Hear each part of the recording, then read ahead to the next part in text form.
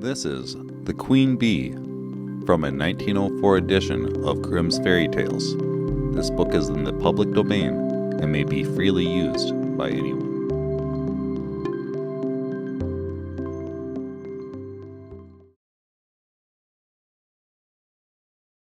Welcome, everyone, to another Fuzzy World Reading Collective. My name is Fuzzy, and we will be reading tonight out of Brothers Grimm. If you want to read along with us, you can go to library.fuzzyworld.net and download the file today. We are on page 108.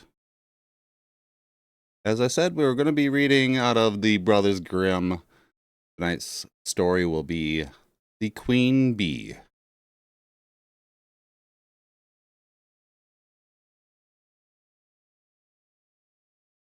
The Queen Bee. A king once had two sons who were called very bright, yet they wasted their time and money and were hardly ever at home. They had a younger brother whom they called stupid because he was so quiet and simple in his ways. They used to make fun of him and mock him for that he was true and honest. One day all three brothers went to walk, and on their way they came to an anthill. The two older brothers wanted to break down the ants' home in order to see how the little ants would run about in their fright and carry the eggs away to a place of safety.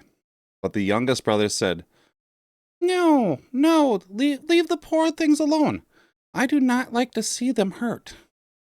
And he made the brothers go on without touching the anthill. As they walked along, they came to a lake on which many ducks were swimming. Their brothers wished to catch one or two of them to eat, but the youngest brother said, Let the poor birds alone. Why should you kill any of them? So the ducks were not harmed. The three brothers walked on again until at last they came to a tree, in which was a swarm of wild bees.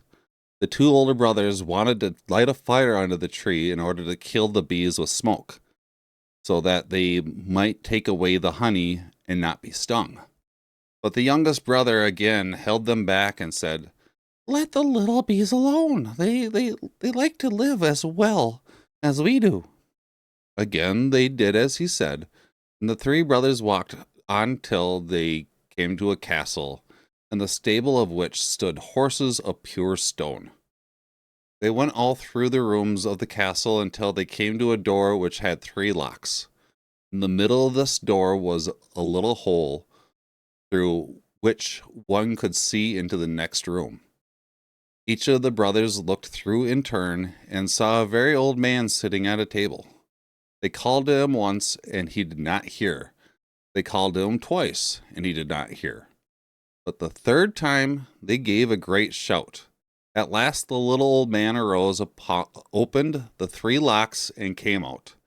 Even then he said not a word, but led them to a table spread with food and drink. When they had finished eating, he gave them soft beds to sleep on, and left them for the night. The next morning the little old man came to the oldest brother and led him to a stone table on which three lines were written. The first line read, In the wood under the moss lie the pearls of the king's daughter. There are just 1,000 of these pearls, and he who can find them all in one day, before the sun sets, will free the castle from its magic spell. But he shall look for the pearls and not find them all before the sun goes down, shall he be turned to stone. When the oldest brother read these words, he made up his mind to try to find these pearls. So he dug all day under the moss and leaves, but then when the sun set, he had found only 100 of them, and just as the lines had read, he was turned to stone. The next day, the second brother went to look for the pearls, but he had no better luck than his brother, and at sunset he was turned to stone.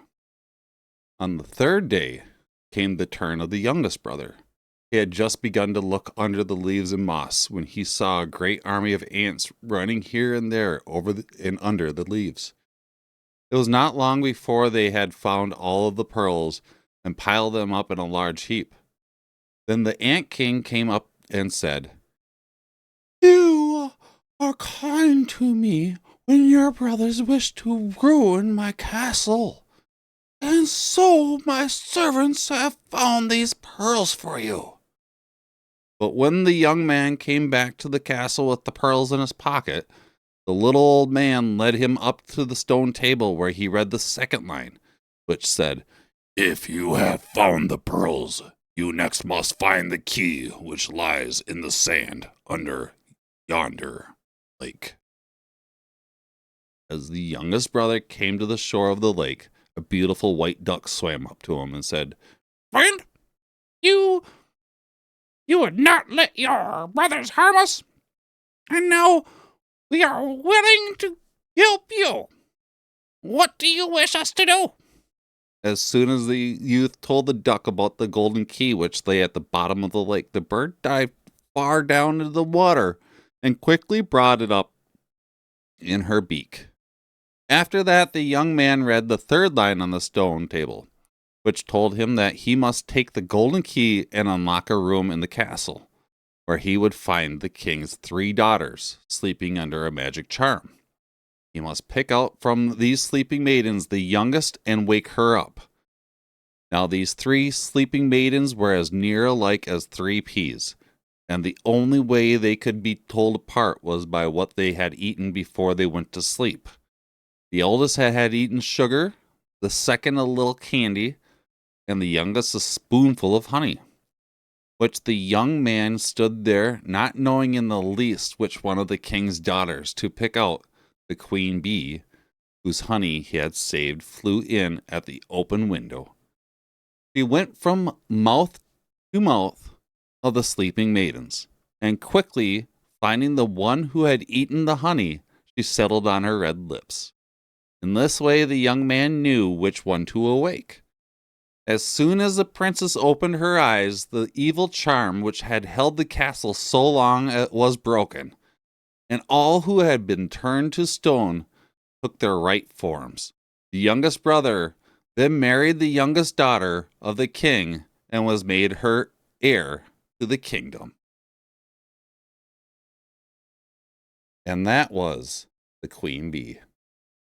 Thank you again for joining a Fuzzy World Reading Collective. We really appreciate you being here. We do these readings Monday nights at 11 p.m. If you want to download the past episodes, you can go to library.afuzzyworld.net. I appreciate you. I love you. Have a wonderful evening, a great morning, or if it's the afternoon, I hope it's splendid. I will see you in the future. Peace.